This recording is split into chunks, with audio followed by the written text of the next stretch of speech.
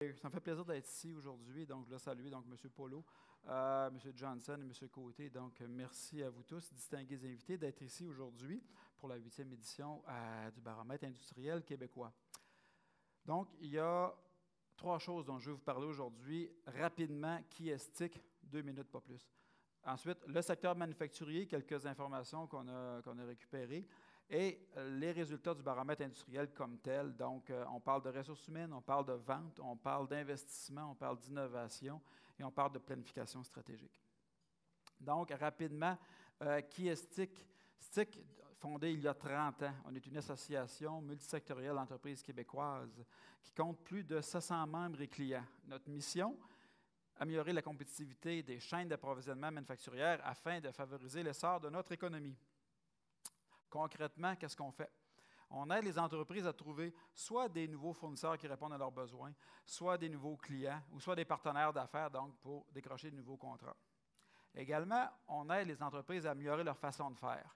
Alors, on organise des ateliers conférences, des sessions de formation, on organise des visites industrielles, on fait des diagnostics d'entreprise, on a notre propre programme de développement des fournisseurs qui s'appelle Podium. On est également auditeur pour d'autres organisations pour leur propre programme de développement. Et on organise aussi, bon an, mal an, là, entre 18 et 20 événements. Pour ce faire, on compte sur l'appui de nombreux partenaires. Normand en a parlé tout à l'heure, donc on les voit, que ce soit des grands partenaires, des partenaires qui sont dans le milieu des services ou manufacturiers, également des partenaires régionaux ou sectoriels. Donc, on a besoin, on compte sur leur appui pour continuer notre mission. Donc, rapidement, le secteur manufacturier, c'est des informations qu'on a ramassées sur Internet ou un petit peu partout. Le secteur manufacturier est très important au Québec. Quelques chiffres, 143 milliards en vente, PIB 45 milliards. On parle de secteur qui emploie en emploi direct plus de 400 000 personnes dans 13 000 établissements. Et c'est important de rappeler aussi que la vaste majorité, donc 93 % des PME au Québec, ont moins de 100 employés. Donc, on est dans la petite PME. Cependant, c'est un secteur qui est vital pour l'économie du Québec. On le voit en termes de dépenses privées en recherche-développement, en termes d'exportation.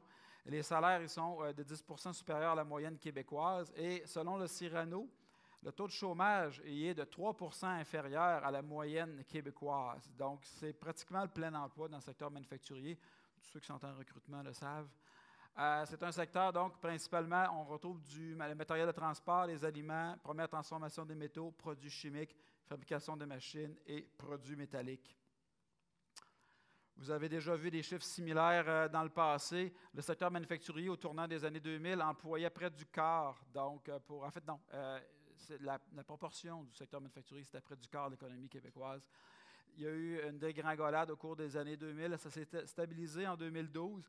Et depuis ce temps-là, on peut dire que la chute est finie. C'est stabilisé. On peut arrêter de regarder en arrière, regarder en avant. Puis justement, avec des initiatives comme celle d'Investissement Québec, on va travailler fort pour accroître ce pourcentage-là. Maintenant, dernière acétate d'information, au point de vue des prévisions du PIB, M. Johnson tantôt parlait de l'accord avec l'Europe. Bien, on regarde pour 2017 et 2018, c'est les prévisions de croissance du PIB. On voit pour le Québec en bleu, en orange le Canada, les États-Unis, en gris et rouge vin pour le monde. Alors, on voit que les perspectives de croissance au Québec ne sont pas mauvaises en soi. Cependant, elles sont supérieures au Canada, elles sont supérieures aux États-Unis, elles sont supérieures dans le reste du monde. Donc, d'où l'importance d'exporter pour nos entreprises si elles veulent croître. Donc, le baromètre à proprement parler, au point de vue méthodologique, c'est important de bien expliquer ça. On a confié le sondage, encore une fois cette année, à la firme BIP, qui est experte en sondage dans plusieurs secteurs. Donc, on a joint 500 répondants sur une population de 2500 entreprises. 2500 entreprises qui comptent entre 10 et 500 employés, on le voit. Alors, nous, c'est notre population d'enquête. On s'est limité à ça. C'est pour ça que si nos résultats, des fois, ne sont pas nécessairement en accord avec d'autres résultats d'autres études, bien, il faut toujours se référer quelle est la population, quel est l'échantillon de base. Ensuite, avec les résultats, on a confié à Simon Bastien, un expert en analyse économique, de nous faire une analyse plus détaillée, d'aller chercher de l'information ailleurs pour voir comment est-ce que tout ça se comparait. Et donc, il nous a fait une analyse pointue de plusieurs indicateurs. Cette analyse-là, les résultats ont été validés dans un groupe de discussion composé de représentants d'entreprises manufacturières. Et ensuite, on a effectué un croisement entre des indicateurs. Qu'est-ce que ça veut dire? C'est-à-dire que notre baromètre présente ce qu'on pourrait appeler des données de base. Est-ce que les entreprises ont investi? Est-ce que les entreprises ont augmenté leurs ventes? Mais ça nous donne l'information sur la réalité du marché des PME. Mais ce qui est encore plus intéressant, c'est quand on peut combiner, donc croiser des données. Par exemple, est-ce que les entreprises qui ont investi davantage ont le meilleur résultat? Donc, deux groupes de données qui sont croisés. Ça nous donne l'impact des décisions d'affaires. Ça nous donne l'impact des actions que les entreprises ont mis en place. Et ça, c'est drôlement intéressant. Il y a beaucoup de chiffres dans notre baromètre. Ceux qui vont regarder le document vont voir qu'il y a beaucoup de chiffres. Dans ma présentation, je vais essayer de ne pas trop en nommer, parce qu'à un moment donné, ça peut devenir un petit peu mélangeant. Et d'ailleurs, tous les chiffres sont dans le document. D'ailleurs, toutes les références aussi sont dans le document. Ce qui est important de regarder quand je vais montrer là, les petits les rectangles, les barres dans le graphique, ce qui est important de remarquer, des fois, c'est plutôt les différences de hauteur que les chiffres comme tels. De toute façon, le chiffre le plus important à retenir, c'est 30, parce que ça fait 30 ans que STIC existe. Tout le reste, c'est dans le baromètre. Donc, les résultats comme tels. Alors, si on commence avec les ressources humaines, on voit ici, on va prendre mon petit laser, on voit pour l'année 2016, on voit qu'il y a presque 4 entreprises sur 10 qui disent éprouver des problèmes importants ou très importants de recrutement. Et ça, c'est 4 fois plus, en fait, augmentation du nombre d'emplois plutôt. J'étais rendu trop loin. Augmentation du nombre d'emplois. Donc, il y a près de 4 entreprises sur 10 qui ont embauché, donc ont augmenté leur nombre d'employés d'au moins 5 %. C'est 4 fois plus que celles qui ont diminué leur nombre d'employés de 5 %. Et l'écart entre les deux, c'est l'écart le plus important qu'on a vu, si on regarde par rapport aux années précédentes. Donc, il y a de plus en plus de gens qui embauchent et de moins en moins de gens qui mettent les employés à pied. Mais ça, évidemment, c'est bon pour les travailleurs, c'est bon pour les employés du secteur. Par contre, on peut s'attendre que ça met un stress sur les entreprises. D'ailleurs, la difficulté de recrutement, on le voit. Les deux dernières barres ici, les 3 quarts des entreprises disent éprouver des problèmes très ou assez importants de recrutement. Et près de la moitié, encore cette année, disent j'ai des problèmes de rétention des employés.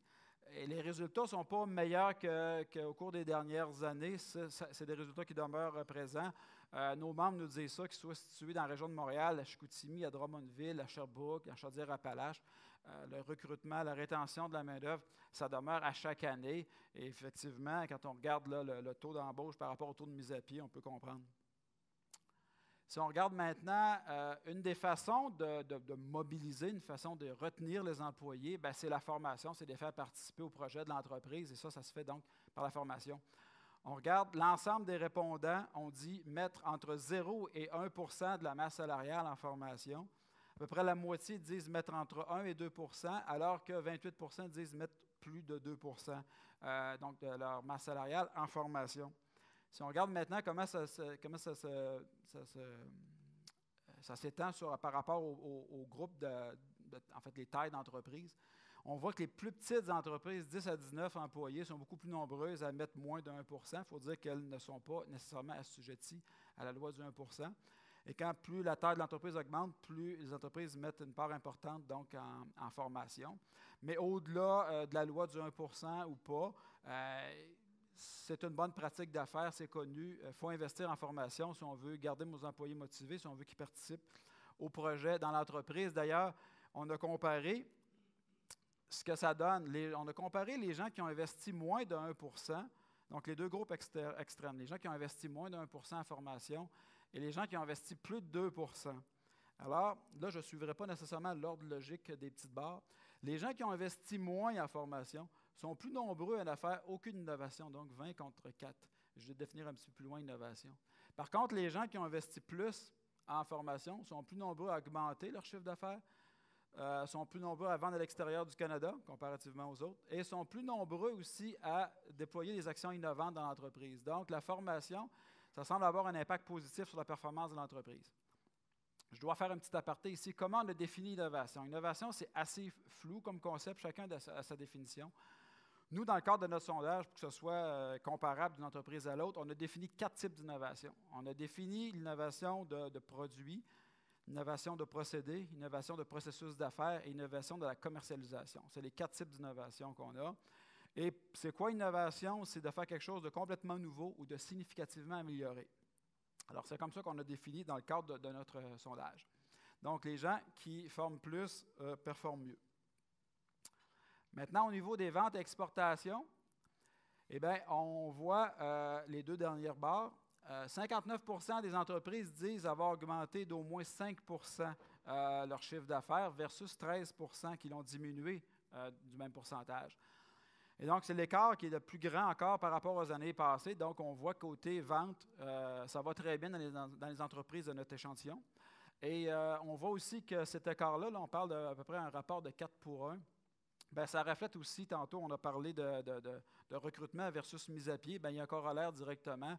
L'écart, ça croît dans les 2 cas. Donc, plus les entreprises vendent, plus elles embauchent. Maintenant, si on regarde, où est-ce que les entreprises vendent? Parce que tantôt, on a parlé d'exportation. Donc, pour l'ensemble des entreprises, on voit que 21% des entreprises, toutes tailles confondues, ne vendent qu'au Québec. 18% vendent également dans le Canada. 32% vendent également aux États-Unis. Et on regarde, 29% ici vendent dans le reste du monde. Maintenant, comment ça se détaille selon la taille d'entreprise? Eh bien, on voit sans surprise que les plus petites entreprises sont plus nombreuses à ne vendre qu'au Canada et au Québec. On le voit ici. Versus les plus grandes qui, seulement 16% vendent seulement au Canada et au Québec. Et elles vendent beaucoup plus à l'exportation. Donc, évidemment, on peut comprendre que les plus grandes entreprises ont plus de ressources, ont plus de moyens pour exporter. Mais quand même, c'est quand même pas une mauvaise nouvelle de voir que 45% des petites entreprises, donc 10 à 19 employés, vendent hors Canada, donc États-Unis et hors Amérique du Nord, principalement en Europe et en Chine. Maintenant, si on regarde au niveau des investissements, après avoir regardé ressources humaines et ventes, on va regarder investissement. Alors, juste une petite mise en contexte. Le Québec n'est pas en avance, en fait, par rapport pour la productivité par rapport aux autres pays. Si on se compare, mettons, aux pays de l'OCDE, aux pays du G7, on n'est pas dans le peloton de tête. Il y a beaucoup de chiffres qui sont publiés là-dessus. Je ne veux pas y revenir nécessairement. Et côté dépenses en immobilisation aussi, depuis 5 ans, c'est une baisse de 5 à 10 là, qu'on regarde. Et ça, ce n'est pas nécessairement des bonnes nouvelles parce que si on veut accroître notre productivité, ça passe nécessairement par des investissements. Alors, si on regarde au point de vue de ce que les gens nous ont dit, si on regarde les deux dernières barres ici, 30% des PME sondées nous ont dit investir plus de 5% de leur chiffre d'affaires en achat d'équipement, versus 16% qui nous ont dit investir 5% de leur chiffre d'affaires en recherche et développement pour les produits et procédés. Côté équipement, c'est une amélioration par rapport à l'année dernière, mais on n'est pas encore à des très hauts niveaux. En fait, on se maintient à peu près au niveau des années antérieures. Côté recherche et développement, bien ça n'a pas atteint les résultats des années précédentes, à part l'année dernière. Donc, ce n'est pas nécessairement des très bonnes nouvelles de ce côté-là. Si on regarde par rapport au TIC, bien, plus de la moitié des entreprises investissent moins de 1% de leur chiffre d'affaires en TIC. 32%, donc près du tiers, investissent entre 1 et 2%, et seulement 13% investissent plus de 2%. Alors, quand on parle d'usine 4.0, connecter les machines, faire prendre des décisions par les machines, ces choses-là, bien, ça va prendre un petit peu plus d'investissement que ça dans les TIC si on veut y arriver. Et quoi de mieux pour convaincre les gens que de montrer des résultats? Alors, ce qu'on a fait, on a comparé les gens qui ont très peu investi et les gens qui ont investi beaucoup. Alors, ce qu'on voit ici, c'est que par rapport aux achats d'équipement, les gens qui ont très peu investi en bleu sont 2 fois plus nombreux que les autres à ne faire aucun type d'innovation, aucun des 4 types que j'ai mentionnés tout à l'heure. Par contre, ceux qui ont investi beaucoup sont plus nombreux à avoir augmenté significativement leur chiffre d'affaires, sont plus nombreux à augmenter aussi leur nombre d'employés et sont plus nombreux aussi à faire les 4 types d'actions innovantes. Donc, parmi tous ces beaux résultats-là, outre la croissance d'entreprise, celui qui retient particulièrement notre attention, c'est l'augmentation du nombre d'employés. Vous savez, l'adage qui dit, si on achète des machines, si on met du monde à pied, bien, sur 500 entreprises l'année dernière, c'est pas ça que ça nous dit. Ça nous dit que les gens qui ont acheté le plus d'équipements sont plus nombreux à avoir engagé de façon importante des employés que les autres. Alors ça, c'est une bonne nouvelle. C'est bon pour l'entreprise, c'est bon pour ses ventes, mais c'est aussi bon pour la main-d'œuvre. Si on regarde maintenant côté recherche et développement, ben, on a fait le même raisonnement et on voit que les gens qui investissent peu en recherche et développement sont plus nombreux à ne vendre qu'au Québec et sont plus nombreux à ne faire aucun type d'innovation. Par contre, ceux qui ont investi beaucoup, ben, on le voit ici, sont plus nombreux à avoir augmenté leur chiffre d'affaires, sont plus nombreux à augmenter leur nombre d'employés, à vendre à l'international et à faire beaucoup d'innovation. Donc ici, ce qu'on peut remarquer principalement, le lien entre recherche et développement, exportation et innovation.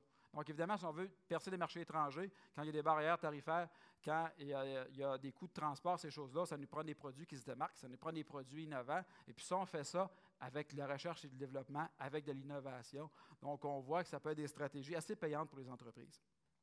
Maintenant, si on regarde au point de vue des TIC, bien, les gens qui ont investi peu en TIC sont plus nombreux à ne vendre qu'au Québec et sont plus nombreux, en fait, à ne faire aucun type d'innovation, versus ceux qui ont investi beaucoup sont plus nombreux à augmenter leur chiffre d'affaires, leur nombre d'employés, à vendre à l'étranger et à faire beaucoup d'innovation.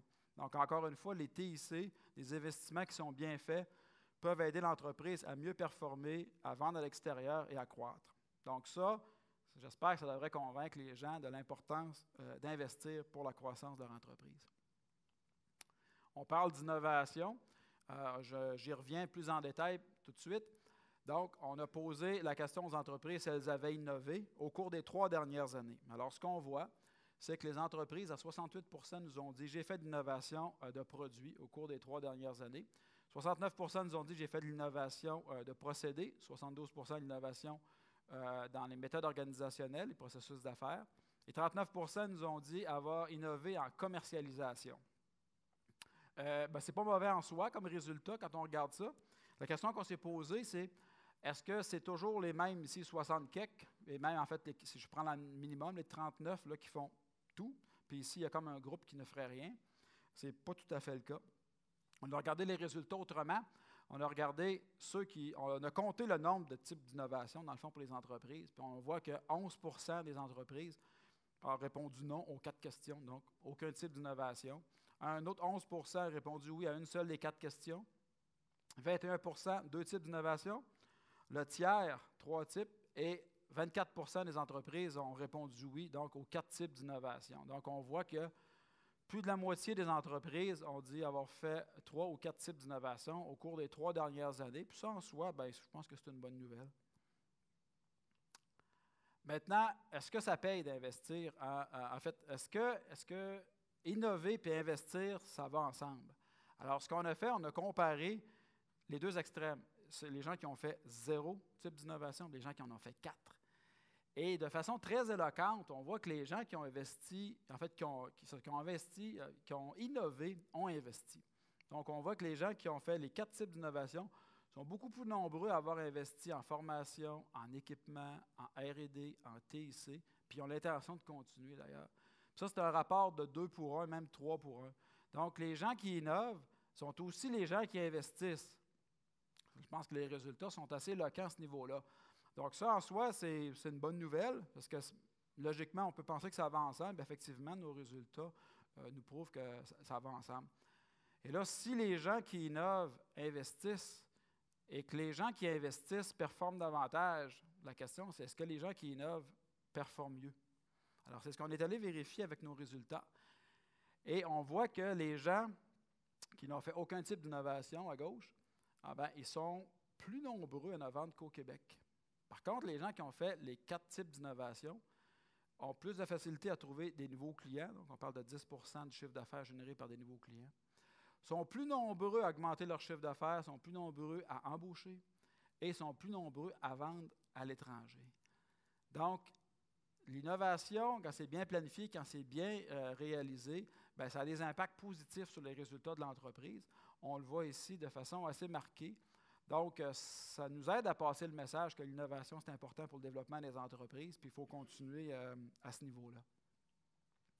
Enfin, si on veut réaliser toutes ces belles actions-là, la formation, l'exportation, les investissements, l'innovation, ce n'est pas des décisions qui se prennent nécessairement dans le feu de l'action, dans le quotidien. C'est le genre de décisions qui se prennent quand on prend un peu de recul, quand on s'assoit, quand on fait une planification stratégique, puis qu'on regarde en avant vers quoi on veut aller. Alors, on a demandé aux entreprises, avez-vous réalisé un exercice de planification stratégique au cours des 3 dernières années? Malheureusement, la réponse a été oui seulement pour 53% des PME. Alors, c'est sûr que ce n'est pas assez, ce n'est pas beaucoup. Puis si on regarde comment ça se divise en termes de tranches d'employés, on voit, sans surprise, là, les plus petits employés de 10 à 19 employés, c'est seulement 35% des entreprises qui ont fait une planification stratégique. Et plus la taille de l'entreprise augmente, évidemment, plus il y a d'entreprises qui font une planification stratégique. Ceux qui se disent, comment ça, qu'il en manque encore 22% pour les 10 à 500, là-dedans, il peut quand même y avoir des filiales. Donc, des fois, la planification stratégique n'est pas nécessairement faite localement.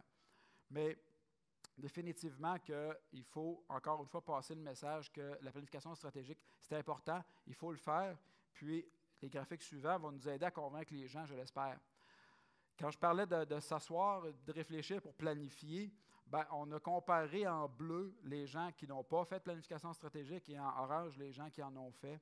Puis on voit que les gens qui sont en orange, donc les gens qui ont fait une planification stratégique, sont plus nombreux à investir en formation, en R&D, en TIC, puis ils ont l'intention de continuer à investir, donc ils sont déjà en train de penser aux prochaines étapes. Donc, la planification stratégique a un impact sur les investissements des entreprises, et ça devrait aider à convaincre. Si ça ne marche pas, le graphique suivant devrait aider. On a regardé la performance des entreprises. Donc, en bleu, ce sont les gens qui ne font pas de planif stratégique. Ils sont nettement plus nombreux à ne vendre qu'au Québec. Je sais que la taille est un facteur, mais il n'y a pas juste ça. On a regardé les données avant de les mettre là. La taille n'explique pas tout. Et donc, les gens qui ne font pas de planification stratégique, ils sont beaucoup plus nombreux à avoir déclaré de faire aucun type d'innovation. À l'inverse, ceux qui font de planif sont plus nombreux à augmenter de façon significative leur chiffre d'affaires, sont plus nombreux à augmenter de façon significative leur nombre d'employés, à vendre à l'international et à avoir fait les 4 types d'innovation. Donc, avec ces résultats-là, on espère qu'on va être capable de convaincre les entreprises à être plus nombreuses à prendre le temps, parce que souvent on n'a pas le temps, mais il faut se retirer un petit peu, il faut le faire, donc à faire un exercice de planification stratégique. Donc, en résumé, on a vu, comme on pourrait dire, 2 portraits types d'entreprises. On a vu, par exemple, dans le groupe A, une entreprise qui ne forme pas ses employés, qui n'exporte pas, qui n'investit pas, qui n'innove pas et qui ne fait pas de planification stratégique. Dans le groupe B, on aurait l'entreprise qui ferait plusieurs ou toutes ces bonnes choses-là. On voit que les entreprises du groupe B ont une meilleure performance, ont une meilleure croissance, embauchent plus et vont sûrement mieux s'en sortir au cours des prochaines années. Alors, si on veut augmenter pourcentage du PIB manufacturier par rapport à la taille de l'économie du Québec, il faut qu'il y ait encore plus d'entreprises qui sont du groupe A qui se déplacent vers le groupe B. Alors, c'est là-dessus qu'on va essayer de travailler au cours des prochains mois, des prochaines années. Là-dessus, c'est tout pour moi et je relaisse la parole à mon collègue Normand. Merci.